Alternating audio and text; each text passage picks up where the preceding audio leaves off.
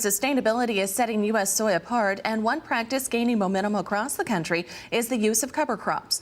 United Soybean Board introduces us now to an Iowa farmer who tells us why you might want to consider using cover crops. I'm Tom Oswald, the fourth-generation farmer from Claycorn, Iowa.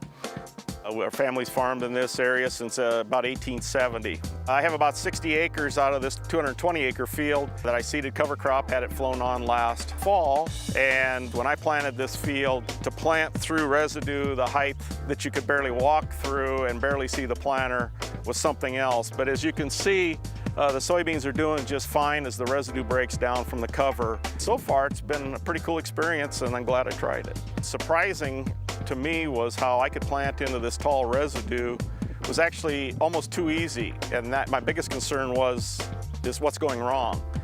Modern planters will do a lot of neat things, and if you get them set up, you can do these things. The cost of establishing the cover crop right now is probably my biggest concern, and we got to work through that, whether we want to try using some program dollars to cover part of those costs.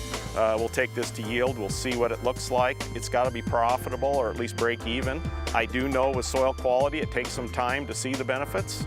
I'm not expecting this to be a home run in the first year, but what I've seen so far is very promising.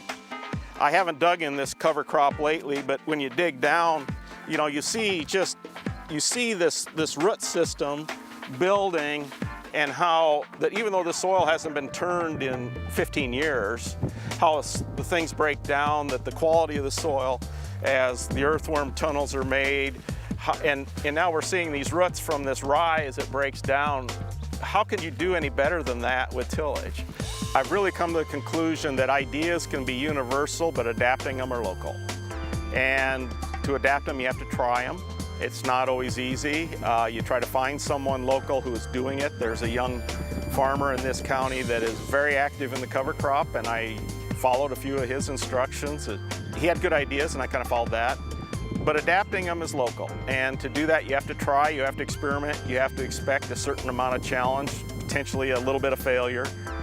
That's okay, and you adapt, and it's trying and testing and adapting and trying again.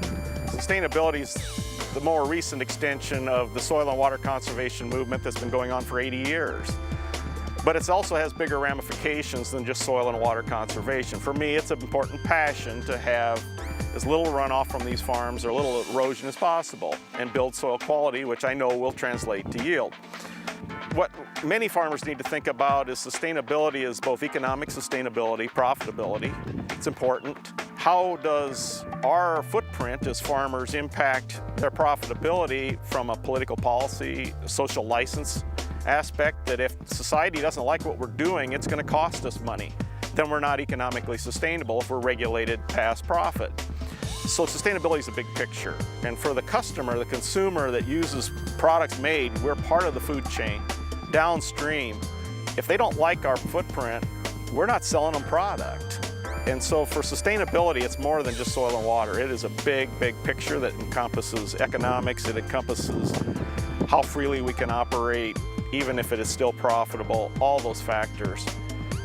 And farmers need to be aware it's important. Stay. To learn how you can implement these practices on your farm, of course, visit the unitedsoybean.org online.